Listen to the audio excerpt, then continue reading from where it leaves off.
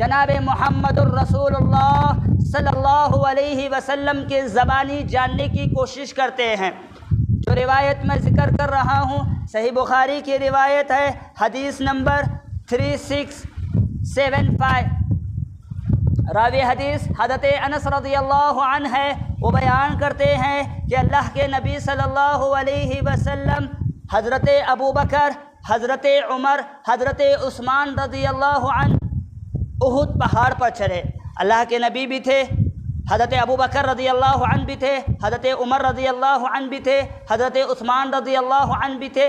چاروں احد پہاڑ پہ چڑھے تو احد پہاڑ ہلنے لگا، احد پہاڑ لرزنے لگا۔ اللہ کے نبی صلی اللہ علیہ وسلم نے اپنے پیر سے احد پہاڑ پر مارا اور فرمایا تو ٹھہر جا، تو رک جا، اس لیے کہ تجھ پر ایک پیغمبر کھڑا ہے، تجھ پر ایک صدیق کھڑا ہے، تجھ پر دو شہید کھڑے ہیں۔ محترم ناظرین اکرام، دو شہیدوں میں سے ایک شہید حضرت عثمان رضی اللہ عنہ ہے، جن کے بارے میں اللہ کے نبی صلی اللہ علیہ وسلم اس حدیث مبارکہ میں بتا رہے ہیں۔ اگر اللہ کے نبی صلی اللہ علیہ وسلم چاہتے، اللہ کے نبی صلی اللہ علیہ وسلم چاہتے تو بس اتنا ہی کہہ دیتے احد پہاڑ کو کہ تو ٹھہر جا، اس لیے کہ تجھ پر ایک پیغمبر کھڑا ہے۔ لیکن اللہ کے نبی صلی اللہ علیہ وسلم نے یہ نہیں کہا، بلکہ اللہ کے نبی نے یہ کہا کہ تجھ پر ایک صدیق کھڑا ہے، ایک پیغمبر کھڑا ہے، دو شہید کھڑے ہیں، اللہ کے حکم سے تو ٹھہر جا۔ تب وہ ٹھہر گیا۔ اس سے حضرت عثمان رضی اللہ عنہ کی فضیلت کا اندازہ ہوتا ہے، اس سے حضرت عثمان رضی اللہ عنہ کی شہادت کا اندازہ ہوتا ہے، اس سے حضرت عثمان رضی اللہ عنہ کے مقام اور مرتبے کا اندازہ ہوتا ہے۔ خود اللہ کے نبی نے یہ کہا کہ تجھ پر ایک شہید کھڑا ہے۔ میرے بھائیوں، اگر آپ جاننا چاہتے ہیں حضرت عثمان رضی اللہ عنہ کا کیا مقام ہے، آپ کی کیا عظمت ہے، آپ کی کیا فضیلت ہے، تو یہ حدیث کو سنیے، اس واقعے کو سنیے۔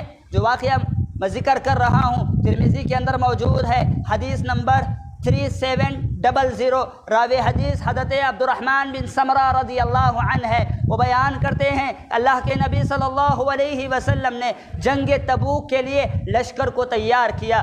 لشکر تیار ہو گیا، اللہ کے نبی صلی اللہ علیہ وسلم بیٹھے ہوئے تھے، اتنے میں حضرت عثمان رضی اللہ عنہ تشریف لائے، اللہ کے نبی صلی اللہ علیہ وسلم کے پاس آئے، اپنی جیب میں سے 1000 دینار نکالے اور اللہ کے نبی صلی اللہ علیہ وسلم کی گود میں رکھ دیے۔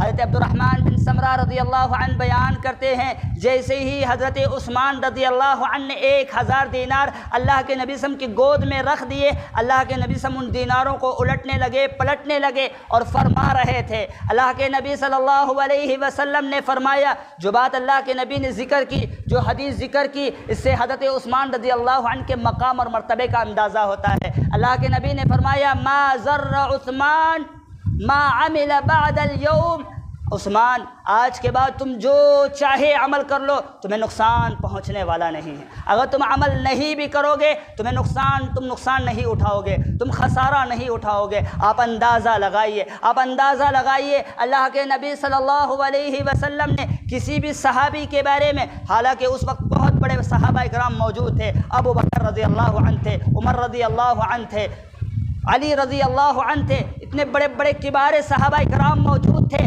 لیکن اللہ کے نبی نے کسی بھی صحابی کے بارے میں یہ نہیں فرمایا۔